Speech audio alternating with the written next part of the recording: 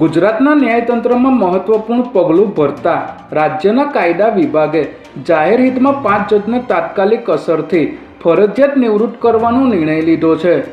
આ નિર્ણય રાજ્યપાલના આદેશ બાદ અને હાઈકોર્ટની ભલામણના આધારે લેવામાં આવ્યો છે। ત્યારે નિવૃત્ત કરાયેલા જજોમાં મોરબીના પ્રિન્સિપલ ડિસ્ટ્રિક્ટ જજ પ્રથમેશ શ્રીવાસ્તવ તથા ફેમિલી કોર્ટના પ્રિન્સિપલ જજ પ્રશાંત જોશી, પોરબંદરના ફેમિલી કોર્ટના પ્રિન્સિપલ જજ મોહમ્મદ માંડલી, રાજકોટના એડિશનલ ડિસ્ટ્રિક્ટ જજ અલી હુસેન શેખ અને મોડાસાના એડિશનલ ડિસ્ટ્રિક્ટ જજ કીર્તિકુમાર દરજીનો સમાવેશ થાય છે।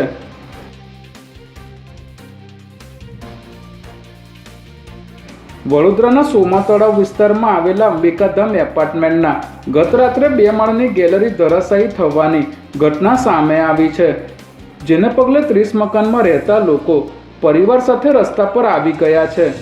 આ ઘટના બનતા લોકોને રેસ્ક્યુ ટીમ દ્વારા દોરડા બાંધીને સુરક્ષિત રીતે નીચે ઉતારવામાં આવ્યા હતા। ત્યારે એક જ ક્ષણમાં લોકો બેઘર બની જતા રસ્તા પર આવી ગયેલા પરિવારોને નજીકના મંદિરમાં આશરો લેવો પડ્યો છે। હવે સરકાર તેમની મદદ કરે તેવી તમામ પરિવારો દ્વારા માંગ કરવામાં આવી છે।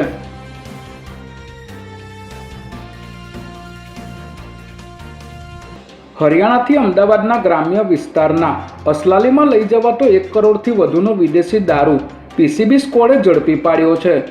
અમદાવાદ પોલીસ કમિશનરની પીસીબી સ્ક્વોડની ટીમને બાતમી મળી હતી કે હરિયાણાથી રાજસ્થાન પાર્સિંગનું એક મોટું કન્ટેનર અમદાવાદ આવી રહ્યું છે, જે નરોડા રિંગ રોડથી સૂતરના કારખાના પાસેથી પસાર થવાનું છે।